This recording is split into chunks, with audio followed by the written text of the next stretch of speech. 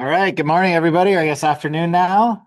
Great to be back here. As Allison said, I was a student here, started this company we'll be talking about a little bit today. Actually, while I was still an undergrad here, I was going into my junior year when we started. So had the whole experience of sitting in your seats and figuring out how to balance doing all the startup stuff with taking OS at the same time. So happy to talk about that and how painful it was. But yeah, today we're going to be talking about early stage growth.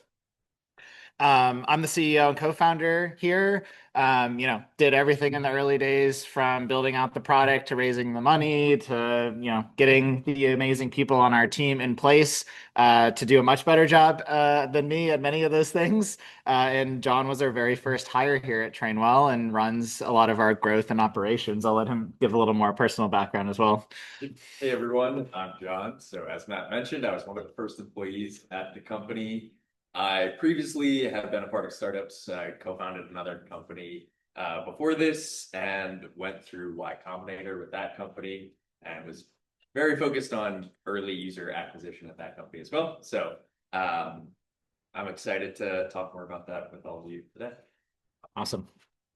And just a bit of background on our company. So it's Trainwell, it's a remote personal training service. We are by no means, we haven't made it fully yet, but we are well on our way, I hope. We've done a bit under $40 million in revenue to date. We've scaled the business across three VC funding rounds, raised about $20 million, served tens of thousands of clients, and millions of workouts have been completed on our platform. I won't bore you with the details of our business unless if you're explicitly interested in it during Q&A. But this is the background we come from: direct to consumer, subscription, apps, that kind of thing. So today, well, first at a high level, we'll be talking about this in a few different phases of growth. So first, we'll be talking about the very beginning, getting your first 100 users. Then John will be talking about 100 to thousands of users. And then we'll kind of finish it off with a brief section on optimizing your way to tens of thousands or hundreds of thousands of users. Excuse me. You guys have probably been told this many times over the last few weeks here at CMU. But the fundamental thing of a startup is having product market fit, which I personally define as having two things. One is you need to have a differentiated solution to a painful problem. You'll hear people say, like, it needs to be 10 times better than anything else that's out there, or something like that. And then the second is honestly less talked about, which is you actually need access to users who want to have that problem solved or will pay to have that problem solved. So many companies I find have put a lot of effort into the first and then kind of hit a wall when it comes to the second piece of all of this to ignite growth. And so today we're going to, kind of take a right where everyone else normally takes a left, and we're going to only really talk about the getting in front of the people. So we're kind of making this big assumption that you have a solution to a painful problem, which again, happy to talk about that as well one-on-one, but we'll focus on this piece. And generally, if you put both of these pieces together, you'll experience this, which Mark Andreessen describes as basically people are ripping the product out of your hands. You can't keep up. You're forced to fundraise. You're forced to scale. Like, it is the state of a startup we all dream about. I know still to this day, I am chasing the high of the moment where we experienced something like this in the early days. And so this is what we're building towards. So for this first section, the thing I'll start with is you can kind of get two birds with one stone when you're first trying to get users, because you're definitely not going to have a super high degree of confidence that people want to pay for or are seeing value in the solution you have yet. And at the same time, you're trying to get early users, early growth, or early traction, right? And so both of these actually have the exact same playbook, which is talking with people face to face most of the time and basically doing sales to convince them to give you money for the thing that you are building. And so a common mistake I see is people will have a user interview, we call them, right? We'll sit down with someone and we'll say, so what do you think? Would you use this? And anyone who's not a sociopath is going to say, yeah, that's great. Like, good for you. Like, this is going to be awesome. Good job. Right. And then you say, yes, like, oh my God, I made it. This is going to be great. I'm going to be a billionaire. But if you instead were to say, okay, great. So it's $20 a month to get started. I noticed you have your wallet on you. Like, would you be comfortable giving me your credit card information now to get started? you will get very different reactions. You'll probably get about 100 to 1 rejections if you're doing it well. And so forcing yourself to make people pay in these early conversations is the best way to jumpstart both your product validation and your growth. And a lot of times people will feel stuck of like, oh, I don't have a product yet. It's not ready yet. It's not like, who would pay for this? And I think I'll just push you and say, you would be surprised by what you can get people to pay for if the idea and the premise is right of it actually solving a painful problem for them. Like to give you an example of our product, in the very, very early days, we had a completely faked demo of what our technology could do in a gym where we had literally someone sitting on the second story of the Tepper gym pressing buttons to like manually do the experience. And then we would ask people to pre-order our technology after that. And another example of this is when we first were starting to do this like training experience, we didn't have any actual trainers. So my co-founder and I made ourselves some fake identities, said we were personal trainers, started working with people remotely and, asking them to pay us money to essentially text them workouts, right? It's like very, like you could do it in an afternoon, but we were still validating this idea of someone would pay for a trainer. Yeah. Your product is a little more on the expensive side, and it's like a very niche market. What alternatives would you be able to go about to actually see if people would pay for your product if it's not something that everybody can do like a workout? Yeah. Deposits, wait lists, kind of like save your spot kind of stuff can be good, right? I've seen that work for pretty like elite luxury brands where it's like you have this air of exclusivity around it, and it's like there's only going to be 100 in our first batch or whatever, what I don't know what it is, right? But like if you can force a limited quantity, you can have people hold their slot for $100 maybe, right? And then like once you get off the list, you'll ask them for 10,000 or whatever it is, right, for this product, right? Think like, Cybertruck, right? Yeah, that kind of experience. Great question. So yeah, to actually go and then get these first 100 users, the unfortunate answer is it's a grind. You'll start with your networks, your friends, your family, the friends of your friends, your teachers, the people they can introduce you to, and it's going to be extremely manual and oftentimes very intimidating. John is much better at this than I am. Like I, as a engineer, most comfortable in front of my computer kind of person, I was never the one to say, "Oh, you know what I want to do today is go and get rejected by 100 people face to face." Like versus John is like, "Yeah, like that's what I love." He's weird. So John helped a lot with that. Another thing is just keeping in mind that this takes a lot longer than you probably would expect. I definitely don't have a lot of patience. I'm sure many of you guys are used to getting results pretty fast as well. And this is one of those things where sometimes you do get lucky and you get those early results, but many of the times this is quite a grind where day after day, week after week, even month after month, like for us, it took us about 9 months to grind our way to 100 subscribers on our platform. And at the time, 100 subscribers felt amazing to achieve. But obviously, it's a drop in the bucket of what you hope to achieve with your company. And so it can be discouraging to just grind on that all day long, every day. These are just some random examples. I won't go through all of these, but like these are things that we did ourselves as examples of things that didn't scale. Probably the story I like the most is, we had, I think from like a few competition winnings and stuff, we had like, I don't know, $30,000 or something. And we literally dropped like 15 grand on a pallet of used Apple Watches so that we could go to gyms and give them out basically for free to bribe people into becoming subscribers into our fitness app because it required an Apple Watch. And so we were like, well, if they don't have a watch, like why don't we just buy a bunch of watches and give them away? I think to this day, I've never made a dollar in any of those customers, to be clear. But that did get our first, like, I don't know, 40, 50 people or so in the door. It was expensive and we were fortunate to have that capital, but many of these ideas don't require any capital at all. They're just pure grind. Can I ask a quick question? Yeah, go for it. Um, so took you 9 months to get your first 100 customers, and it's awesome that you tried so many different like distribution channels. And I guess my question is, what gave you conviction that it was a distribution channel problem and not a product problem, or were you iterating on both at the same time? We were so yeah, we were iterating on both to start. We had set we I would say we had three really major product pivots while we were searching for some kind of signal of that very, very initial willingness to pay, we actually started building our own watches, like our own smartwatches.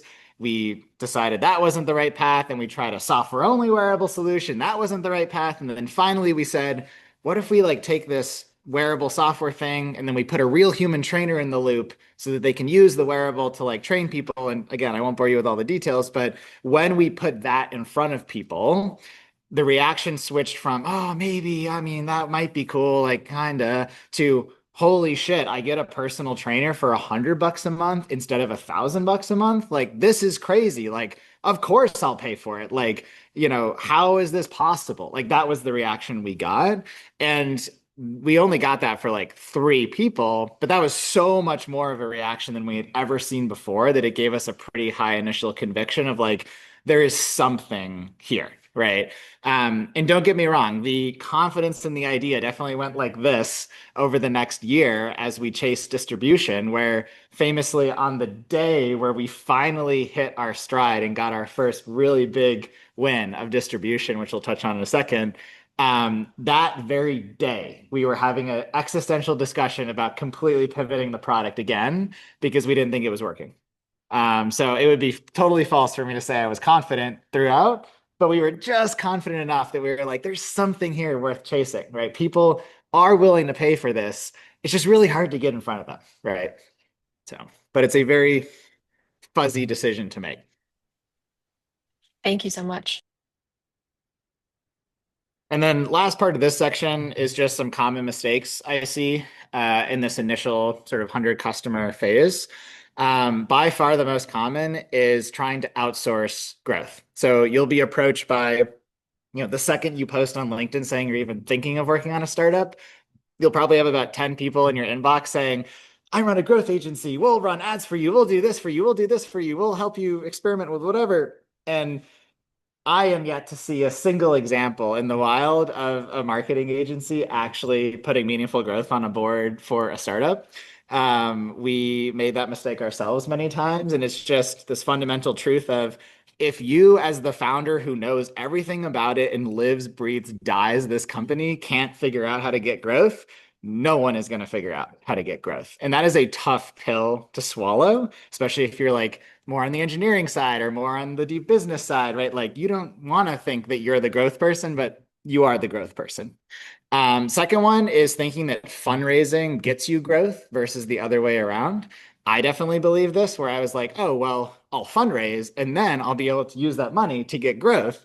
And that is technically true that you can spend money to get growth, but good luck fundraising, especially in a consumer market, without growth, right? And so almost always fundraising is this like accelerant force rather than actually solving any problems, right? It will not solve growth. Third is not prioritizing the growth. So we all love building features. We love talking to investors. We love going to be very meta about it. We love going to events like this and talking about startups and hearing people like me tell you what to do. But we don't like going and doing what John does, which is sit in front of 100 people and grind his ass off and pitch them until they sign up for our service, right? And so at the end of the day, you do need to force yourself to go and do growth. There's no getting around it. And then lastly, getting up too early, which we already touched on. It just takes a while. All right. And with that, I will hand it off to John to talk about kind of the next chapter. All right.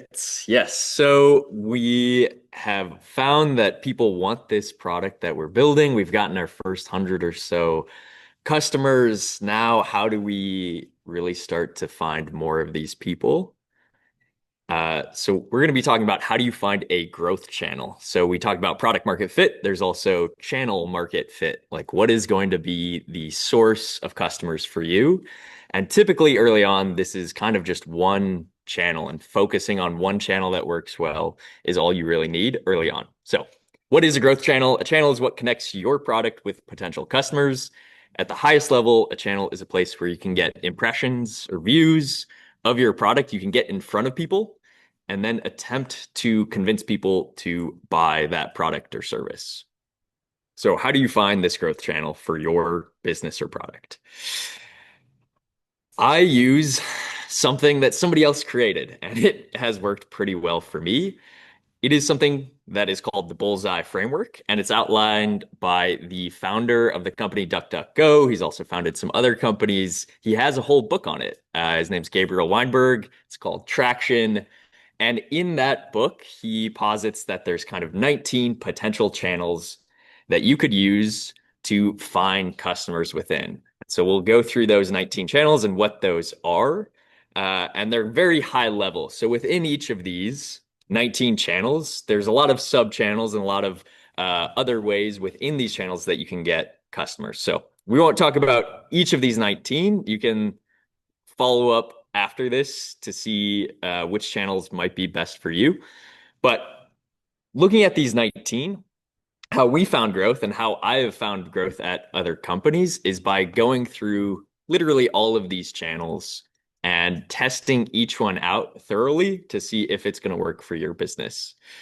Three of the channels that worked for us early on are search engine marketing. So that is like Google search ads, social and display ads. So that's like Facebook, Instagram ads, and then existing platforms, which is a very broad channel. But within that is what we call influencers. So that's people that already have a following or audience, and we are leveraging that audience to get in front of their people, show them who we are, and convince them to pay for our product.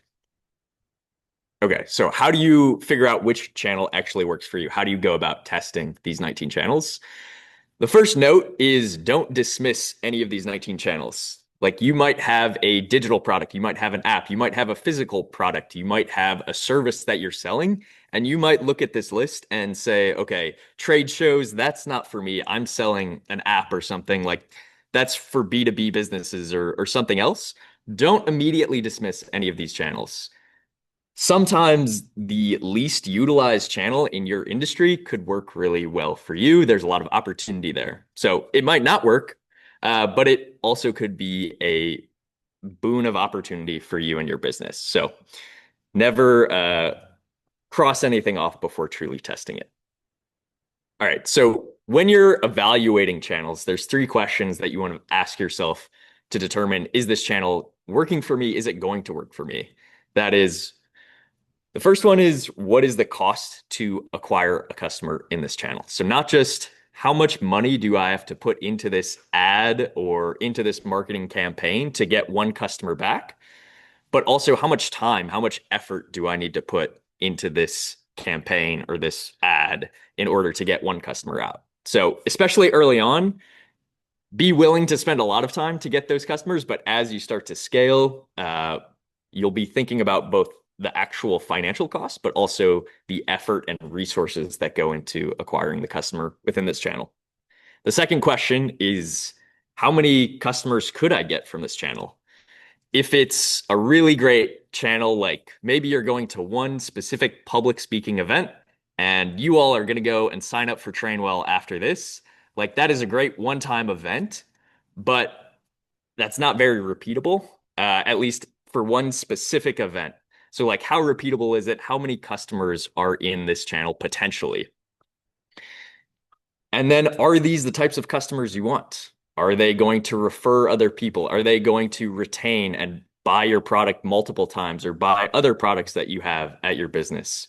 These are the three questions you want to use when evaluating, is this channel right for me? So going through them, we kind of walked through this, but how much money do you put in the channel? What is the cost to acquire a customer? And then how much time and effort again? And then how many customers are available? So this is useful for planning future tests and comparing against other channels. Is this channel scalable? That matters less early on because you just want to get customers initially. It doesn't matter if it truly is scalable or repeatable. As Matt said, do things that don't scale. You don't really need to worry about that early on. But once you have initial product market fit, you know people are willing to pay for your product or service. That's where you do start to think about, okay, is this channel repeatable? Can I get lots of customers from this? And how many could I potentially get? And then finally, again, are these the type of customers that you want? Is there a painful problem that you are solving for them? That's the biggest thing that you want to make sure you are doing.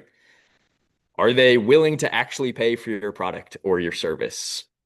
Do they really need it? Are they referring other people once they have your product or service? Are they telling their friends? Are they telling their family about it? That is very clear signal that the people within that channel are the right target for you. And then finally, one kind of question you can ask people to really get at that is how disappointed would they be very disappointed if they can no longer have access to your product or service? Okay, so we have these 3 questions, we have 19 channels. How do you actually go about testing each one to see if it'll work? The simplest thing is first, I create just a big Google Sheet, Excel sheet of all of these channels. So each tab in my spreadsheet is a different channel. And then I go through and I brainstorm a ton of ideas in each of those channels. So in social and display ads, I'll list out all of the different type of ads I could run and different platforms I could run on them and any initial brainstorming ideas I have. And same for all of the other 18 channels. I will go through and list them all out in as much detail, brainstorm, no bad ideas. Then I will go through and for each of those ideas, I'll think about those 3 questions. I won't have a ton of data. Obviously, you won't have the data until you actually go and test things in those channels. But you can start to ask yourself, okay, what might be the cost to acquire a customer in this channel? How much money might I have to spend? How much time will it take me? How many potential customers could I get from this channel? And then finally, are these going to be the type of customers that I want?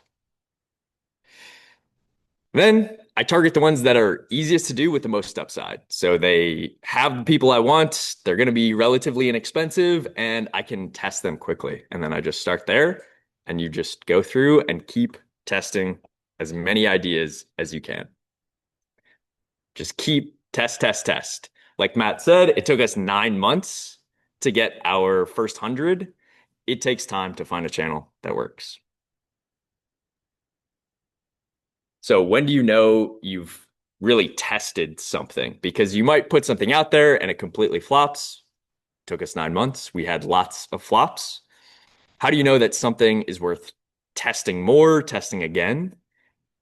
This is a simple framework. It might be different for you and your business. This is not like a complete source of truth. So these are just some guidelines that might be different for you and your company or product. Number one, a single test probably shouldn't take more than a month. In fact, some tests, as Matt said, should take an afternoon. They might take an hour.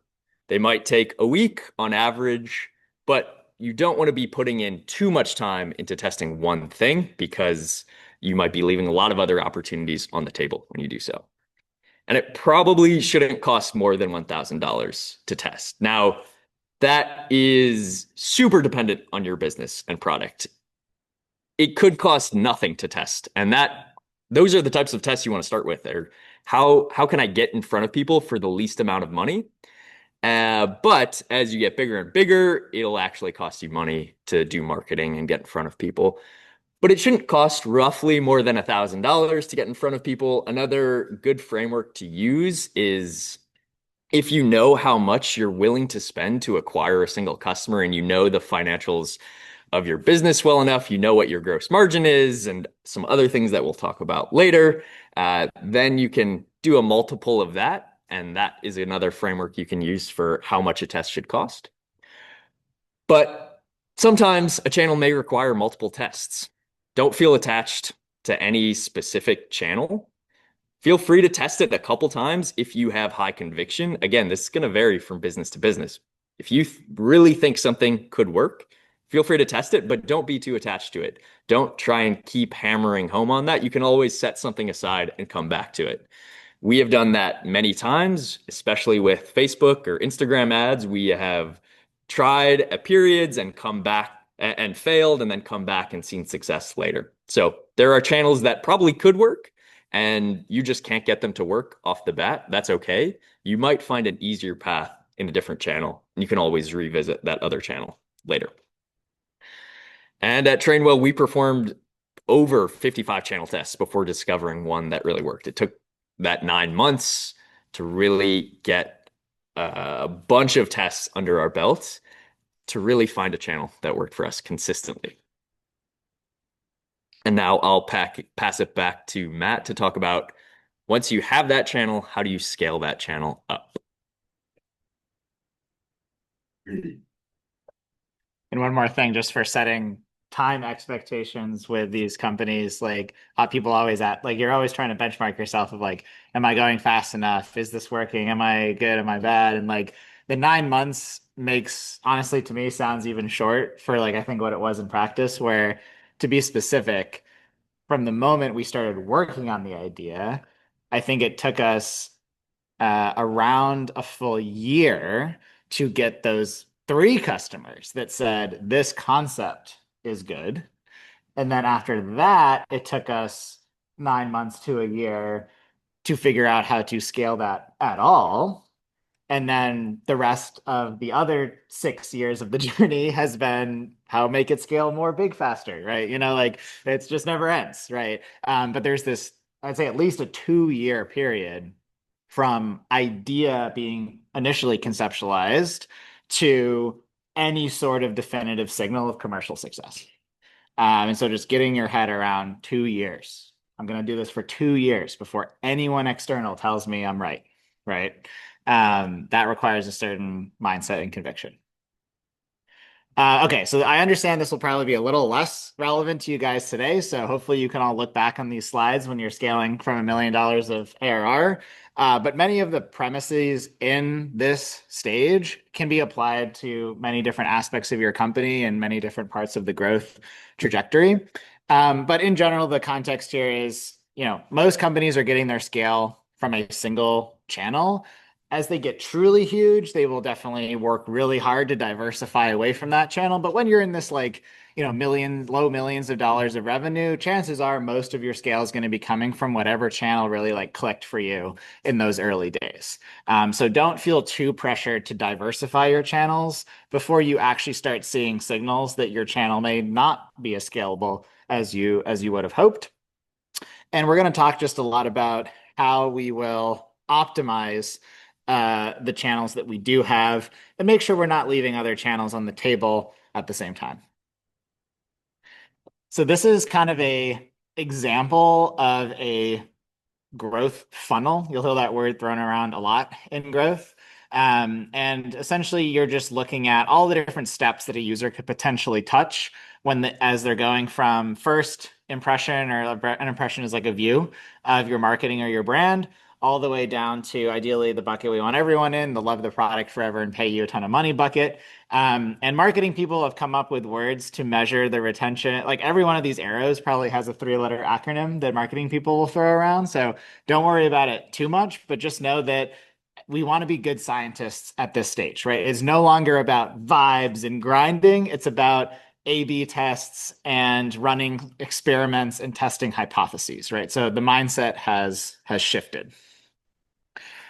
And to be clear, that top of the funnel, that first step on this is what all of the growth channels that John just discussed plug into. So you would have all your growth channels go into some kind of funnel, and then you're trying to optimize that full path moving forward. So I'm going to throw just some random tactical facts at you guys. I try to be as like direct and useful to you as possible. So we're going to talk specifically about advertising because that is one of the biggest buckets of channels you will test and how you can approach doing experiments there. So for advertising, there's 3 variables in your experiment. One is the copy, which is the text and the words, the creative, which is the image or video, and then the audience, which is who you're putting in front of. And depending, like, if your ad is a billboard, your audience is whoever drives by, right, in a certain city or road. If your ad is a Facebook ad, you can use all of Zuckerberg's super creepy tools to target people down to the zip code, right? Or down to the seat that they're sitting in Schwartz, right? So there's a lot of variance here in terms of how you use audiences, but these are the 3 variables you want to test against. So just some general rules of thumb. So you want to align copy, creative, and audience together, right? So you could imagine we have a picture of a businessman with a suitcase, and we're running an audience of high-earning professionals in New York City, and then the copy is struggling to fit working out into your busy day, right? And so like Will that work? I have no idea, right? But like it at least passes that sniff check of like, okay, all three of those align, right? Common mistake would be kind of like having a full grid of like, here's three copies, three creatives, three audiences, and testing every single cell. Like, not all of those are going to make sense, right? So test the ones that have strong alignment. In general, videos and like higher engagement formats will perform better in terms of engagement. But obviously, they take a lot of effort to make. So don't feel pigeonholed into someone saying, oh, carousels work, but this doesn't, or this holographic whatever works great, but this image will never work. Like in marketing, it's almost never as simple as like this works and this doesn't work. It's like, again, like what makes sense for your customer, where they're seeing it, right? So yeah, don't over index on medium. A cool thing you can do with the advertising platforms is train them on existing customers. So like let's say you did a wait list. Like he did a wait list, he got 300 people to give him $50 to hold their slot. He could take those 300 people, put them into Facebook and create an audience based on that and say, give me the 1% of the United States that is most similar to those 300 people. And then you can run ads against that. And that's called a lookalike audience. And those tend to be higher performing than just saying, run ads against people who are XYZ age, whatever. And then lastly is you can give ads, oftentimes, especially digital ads, more feedback so they can optimize themselves by feeding back in things like how many clicks did it get in your website? How many subscriptions were actually started? How many people gave contact information? And in general, the more data you can feed back into the advertising platforms, the better they can run their own algorithms and optimize for results. Influencers is the channel that has been the backbone of our growth. So I won't go too in the weeds here, but if you do want to test influencers as a channel, or if you've seen some success with influencers and you want to really go deep on it, like we're happy to talk to you. We've spent $8 million at least probably on influencers. So when you see those ads on YouTube, like that's us. A lot of the time, we're not quite on NordVPN level, but maybe we'll get there eventually. So with influencers, probably the most important thing is being very specific about what you believe the influencer needs to do to truly make a compelling ad read or a compelling integration for your product. If you just ask an influencer, hey, will you work with us? Like, and here's some money.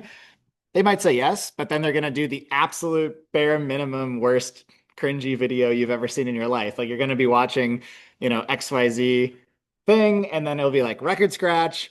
Let me tell you about today's sponsor, Trainwell. Like, da-da-da. It's like skip, skip, skip, skip, right? Versus what works a lot, unsurprisingly, is the whole video is about my fitness journey over the last year as me, the influencer.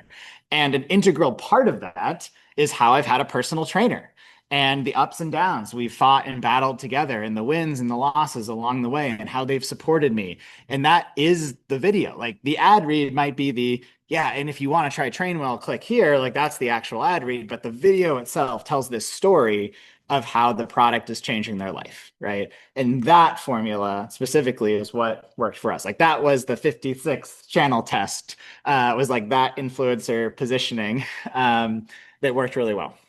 So figure out what that is for your product, what type of influencer, what type of story. Let's see. Expect influencer partnerships to fall through. That's true with any partnership, I would say. Like half of them at least probably just won't go anywhere. They'll cancel or they'll push it off or they'll just completely drop the ball. So make sure you hedge your bets a little bit whenever you're doing these kinds of partnership driven channels. And then lastly is don't treat them as completely distinct from advertising, right? You still need to align the copy and the creative and the audience together, right? If the influencer has an audience of mostly stay-at-home moms, you probably don't want creative and copy of a bunch of six-pack gym bros running around doing bench presses, right? In our case, right? You want people playing with their kids and being energetic and, like having all the energy to fit it into their crazy mom lives, right? Those are the kind of things that resonate for us. In terms of measuring success, as I mentioned, there's a three-letter acronym for probably every single number here. The important thing is not which specific metric you use. It is just having a clear sense as to what success is. I've talked to a lot of entrepreneurs at this stage who will sort of run ads and I'll be like, well, how did it do? And they'll sort of say like, well, I don't know, like, it got some clicks and a few people signed up and a few people downloaded the app. And I'm like, okay, like, is that good enough? Are you doing more? Are you doing less? Like, what are you changing? Right. And so, just like when you do an experiment in a science class, you need to have an actual hypothesis that involves like a specific number, threshold, or thing you're trying to move or change in a statistically significant way. So, that could be how many clicks we get. That's what we're trying to change. Right. Or that could be how much does it cost us to get someone to install the app? That's what we're trying to change. Right. But make sure you have an actual number and make sure you can do the basic, there's calculators for this. I'm definitely not a stats expert. John is, but make sure you have enough data in your system and in your test that you could even statistically say that one thing is better than another. Another classic one is like 3 people are in your test, 2 people went with one thing, one person went with the other, and you're like, that one is twice as good. Like, let's go with that. Let's send it, right? And then almost always, if you run the experiment a little longer, it's like the opposite, or oftentimes no result, right? No statistical difference is by far the most common marketing outcome. And in terms of actually doing this, like it's great to talk about like pie in the sky, like let's do all these tests, let's optimize these things. But in terms of giving you a sense as to like how this could actually look in your life or in your team's life, probably at this stage. So like on a Monday, you're designing the experiment. You have a very clear hypothesis of what you're trying to do.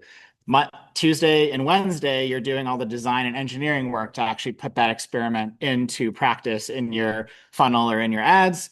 On Friday, you've sort of finished up the building of the experiment. You've tested it. You make sure it works up to your standards. Then at the end of the day on Friday or Saturday or Monday or whenever, you launch that and you start measuring results. And then about 1 week, you sort of wait for a week then, and then you look back and see, okay, what result did we get? Like, did more people install the app or whatever the metric is, right? And since there's a week of building followed by a week of waiting, what you can do is stack these together, right? So while you're waiting, you're building the next one. And then you can just keep going and stack them as much as you want, depending on your team size and resources. And we actually run experiments for oftentimes more like 3 weeks. And so that allows us to stack even more experiments together. So we might have 4, 5, 6 different A/B tests running on growth at a given point in time. Lastly, don't want to be a broken record, but no one will magically solve growth for you. It is your job and your job alone to figure it out. Even as you start to scale, it is extremely hard to hire execs who will chase growth as much as you will as a founder. And so you should never really take your foot off the gas, right? And then when you are hiring people, it's a common mistake to think, oh, I really think that Facebook ads are going to work. Let me go hire somebody who's done Facebook ads for 5 years. That's great until 2 weeks later when your Facebook ads experiment fails. And then you're like, okay, we're on to influencers now. And they're like, I've never done influencers in my life. I only do Facebook ads. I'm scared, right? It's much better to have someone who honestly says, I've never done any of this, but like I learned super fast. I'm a savvy in all these different tools and technologies. And like, I am just ready to like figure it out. Like that's the person you want. Not the person who is a specialist until you truly are like, this channel is so big and will be around forever that we can afford to hire a specialist for that channel. But that is like, I don't even know if we're truly at that stage yet, right? Like it takes a while to get to that level. All right, so last 4 summary bullet points before we break for questions, and it looks like we'll have a good chunk of time for questions, which is great. 1, do things that don't scale and talk to your users. Pretty self-explanatory. 2, don't expect someone else to solve growth and make sure you prioritize it. Don't get sucked into feature building paradise, right? The thing that separates the true companies, in my opinion, from the fun projects is growth, right? I talk to hundreds of students every year, and every single one of them is an incredibly smart CMU person with a valid idea and a ton of work ethic and passion, and probably only 4 or 5 of them ever actually gets growth, right? And I think it's partially some of them, it's just not possible for that idea. Most of them, I think it's because they don't prioritize it, right? So, and that is that I was in that same bucket, right? I was playing with my hardware and my app and my product for a year, right? Before I said, oh crap, like maybe I need to go and like really force myself to get customers, right? Because it is just so much harder for most people. Use the bullseye framework as John broke down, and read traction. Another like short thing you can read that's very great for like the initial validation stage is called the mom test. We can send out links for those two things. And then four is when you start to find things that work, make sure you switch from vibes and grinding mode to being a good scientist mode. Eventually, you'll shoot yourself in the foot if you just keep going on vibes. There's a lot of repetition here, but here's sort of the resources we'd recommend. And John and I are both Pittsburgh locals, and we spend a lot of time around CMU. So if any of you are actively working on companies and want to just chat with us about, the challenges you're facing or things you want to try, we are more than happy to connect and set up some time. But we can break now for some questions, or whatever's on your guys' minds. Yeah. Question. Mention that, so if you guys bring up perfect income firm, hey, what incentivized you slash kept you working on the product instead of like completely pivoting? Yep. So I know you get a lot of advice in like people the dog with advice the phone and then like pivot away and try something else. So Yeah. like how do you know to like stick with it for a year until you've been that person?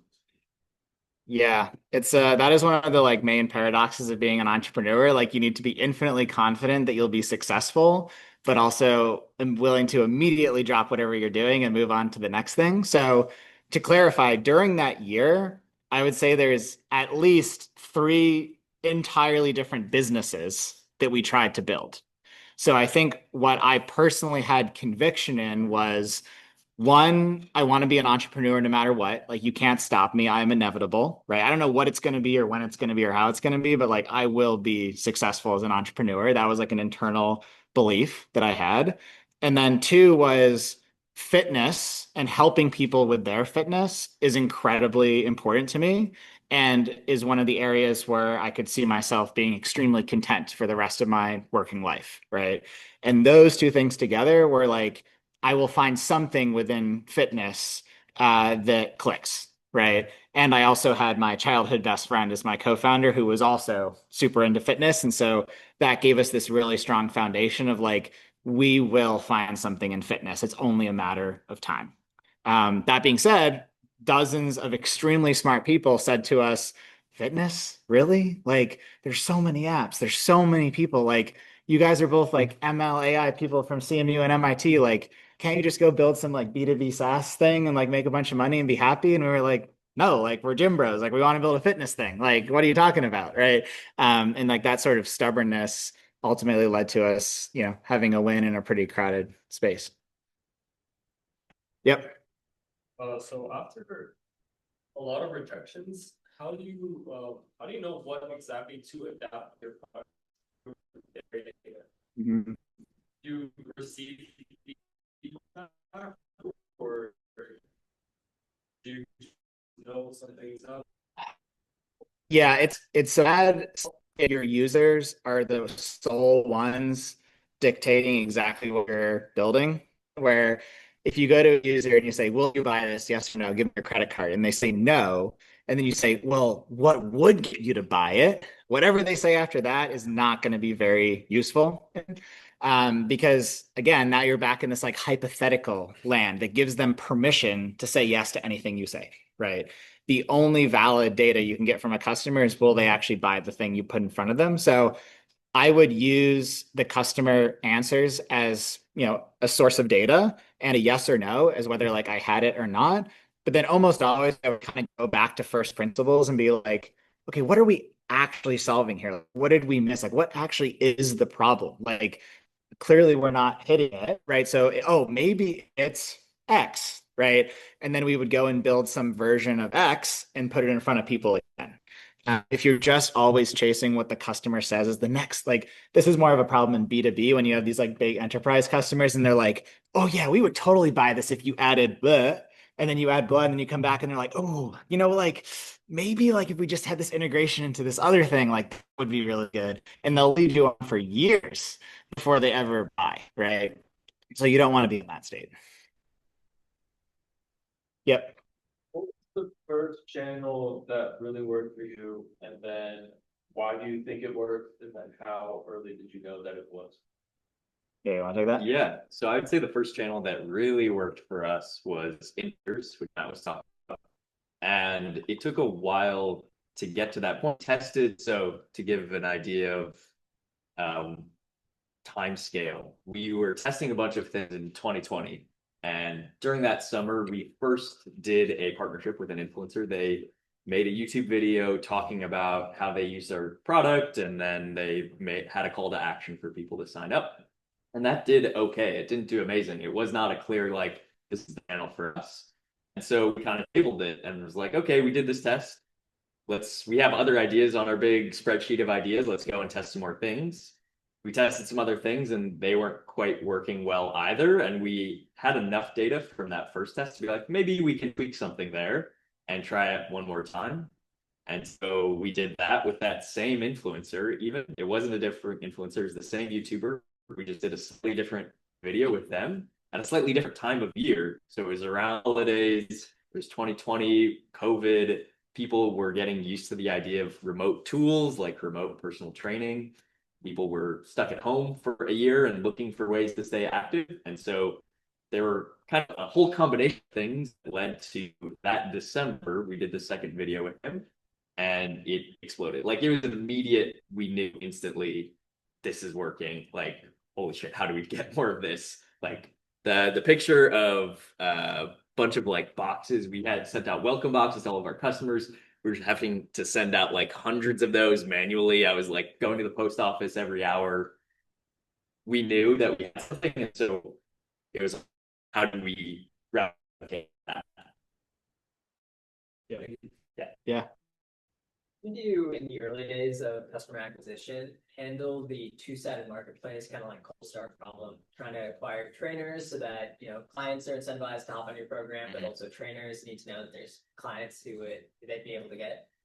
Yeah, so long story short is we didn't solve it. We cheated, where we started trying to solve that. And we would go to gyms and we'd say, here, you can use this and give it to your trainers. And then we go to clients and and like we'd be trying to, cold start, right? It's really, really hard. It's one of the hardest problems in startups. And not only was it hard to get volume, but the quality of the experience being delivered by these trainers who were just random trainers on the platform was relatively low.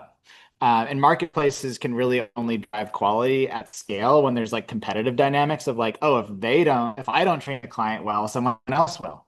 But when there's only 5 trainers on the platform and they're all local and all these things, like there's not that dynamic, right? And so essentially what we did, we said, well, screw it. We want to win on quality and no one's going to buy this if it's not high quality. So we're just going to hire the trainers. And so we're not even going to be a marketplace. We're just going to bring them on full time and we're going to work super closely with them to make them hyper efficient. So it's worth it for us to bring them on full time.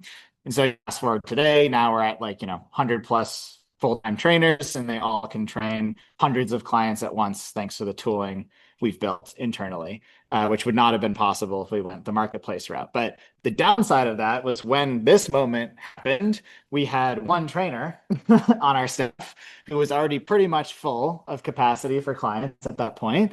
And then every, minute or so, we have a new subscriber. And we were thinking, holy crap, like we're going to need to go and hire people tomorrow, today even, to have slots for these clients. And so I remember distinctly, like on Christmas Eve, I gave out like 4 job offers that night and was like, can you start tomorrow? It was pretty crazy. And we ended up hiring like 12 people over the course of like the next 2 weeks, just to meet demand. And then immediately we were like, crap, we're losing money on all these clients because we didn't really figure all the economics. Obviously, we were like, 5 years old at the time. So then immediately we were like, crap, we need venture money to like afford all these humans we're hiring. And so then I had to go fundraise. And so, yeah, that necessitated the VC route for us. That's one possible path, but that's how we sold it. Yeah, and one thing to add there is you might be thinking like we hired a trainer, but a lot of like these marketplace people, they fake it till they make it as well. And like Uber, they were the drivers Yeah. initially, or like these delivery services with marketplaces, they were the delivery people initially. So Yep. trying to do it yourself first on the that side of the marketplace can be a hack. Yeah, I think in most cases, hacking the supply side and truly obsessing over the demand side seems to be a winning strategy, right? Want to make sure. I think you were next. Yeah.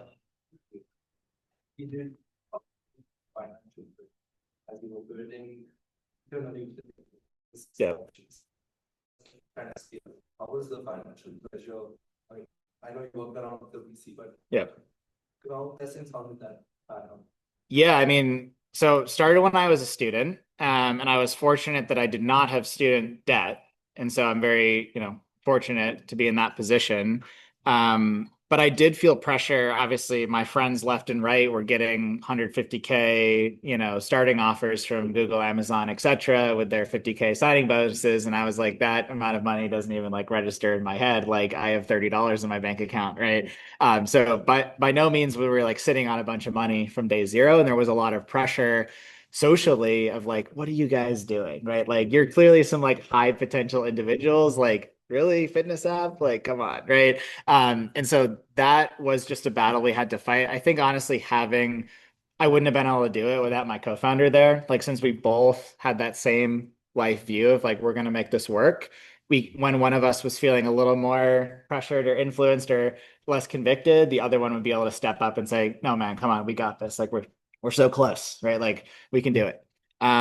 As the company grew, I mean, fundraising as a whole, like rabbit hole, I'm happy to go down with any of you guys if you want, but for that first 2 year period when we were just trying a bunch of stuff, iterating little blips of customers here and there, but like nothing like great. It was all angel investors was the way that I financed the business. So over the course of that 2 years, across 30 plus checks, we raised about $650,000 from angels. And it definitely wasn't easy, but it was way easier than trying to raise like a VC round with very little traction. If you're an AI company nowadays, that might be a little different, but at the time, it was a very, very hard time to raise money as like, 20-year-old first time founders building a consumer fitness app. And then once we had the growth made it, I don't want to say easy, but like possible to raise VC funding. So once we had that growth spike, I could go to VCs and say, this is why I need your money. And they said, yeah, that makes sense. Here's $3 million, right? And then we were off to the races. But I tried and failed to raise VC several times before we had that growth spike. Yes. Many of the beneficial features of your early on growth and the customers actually converted into the form.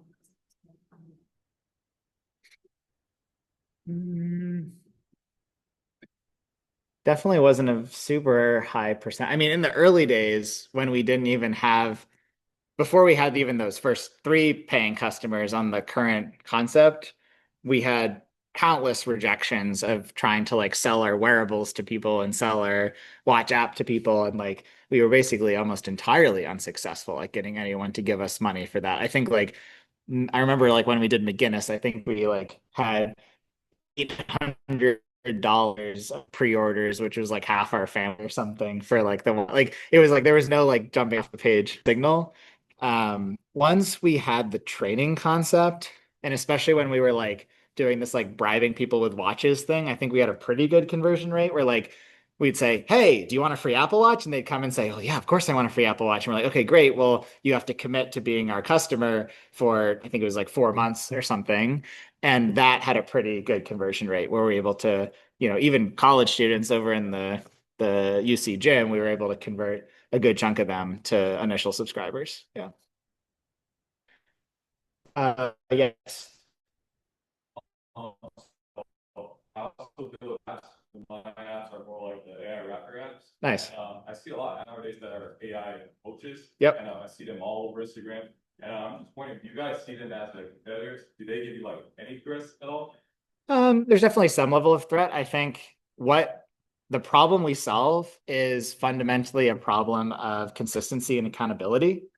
A secondary problem we solve is personalization and like knowing what to do. But I don't have to tell you guys that like you can ask ChatGPT all day long for like the right workout plan. Like, is it going to get you in the gym that next morning when you're like hungover? Like, no, right? And our trainers will, right? They will call you, you'll make a human commitment to them. They'll say, can you commit to me to being at the gym tomorrow at 8 a.m.?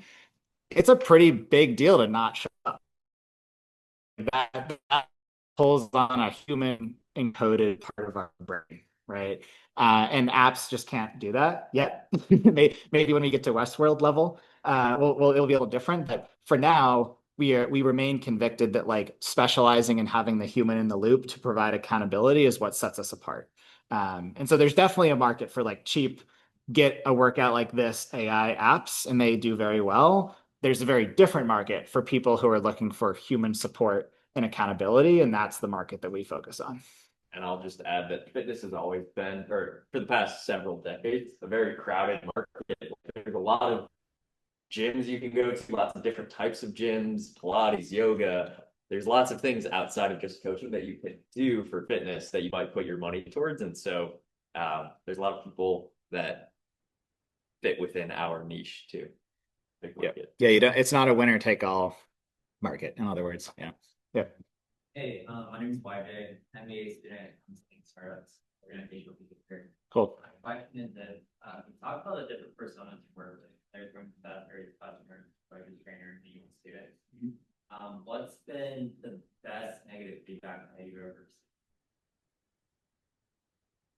received? Absolute best, I'd have to put some thought into, but one of probably the most influential negative feedbacks was in the early days, I was obsessed over this idea of building our own wearable. I was like a hardware guy. I saw that as like part of my identity. I was like, of course I'm going to build a hardware company. Like I'm the hardware guy. I won all the hardware hackathons, right? Like that was me. And my role model, my CMU role model was this guy named Matt Rogers, who built Nest Labs, like the thermostat thing, and sold it to Google for $3 billion.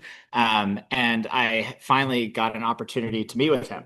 And I was so excited. And I showed up to the SF coffee shop and I pulled out all my hardware and I said, look, like you're a hardware guy, you're a hardware Matt, I'm a hardware Matt. Like, isn't this so cool? Like, this is great. And I kid you not, he basically was like, he just like shot all over it. He was like, I like your passion, but like you're kind of an idiot, right? Like he didn't say it like that, but he basically said, you are lying to yourself that hardware is the right way to build this company. Like you don't need hardware because this exists. And he pulled out his Apple Watch and he's like, this does everything you could need and more, and they will eat you for breakfast, right? You cannot beat them in hardware, but you can run software on this and build an amazing company, right? And I remember like walking home from that meeting and just being like, we just wasted 9 months. Like, holy shit. And I remember calling Gabe, walking around in a circle, being like, oh my God, like this is so painful. And the next morning, to give us credit, like we woke up, we slid all the hardware off the desk into the trash can, and we said, all right, we're a software company now. Like, let's go build this on the Apple Watch. And we had never built an app before or anything, but that advice really hit home because of how much I idolized him, honestly. Yeah. Yeah.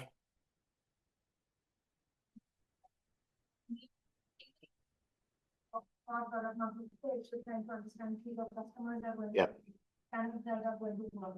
But do you also talk about scalability at that point of time? In general, I'd say no. Um, Scalability is definitely one of those fake it till you make it kind of things. And that was definitely the case for us where I had no idea.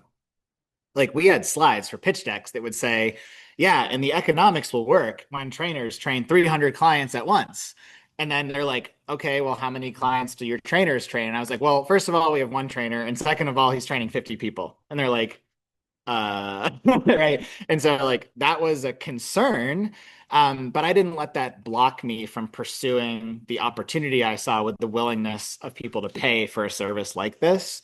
And it took us years and years and years and years to really build out all the infrastructure to be able to hire, manage, and scale clients across hundreds of these employees. But more important than anything is like, do you solve the problem for the customer, right? Like if you were to pitch someone, if Amazon were to be being founded today, and he were to say like, well, yeah, we're gonna like ship every product ever to people all over the world in 24 hours or less, and we're going to employ over 1 million people to make that possible, every VC would laugh him out of the room, and every person he talked to would say, you're insane, right? But the second that those books started flying off the digital shelves, people were like, oh, anything's possible. Like, of course, like I believed you the whole time. Like, yeah, here, take some money, like go hire 1 million people. This will be great, right? And so, what, if you have the demand, you can solve almost anything if you have the growth.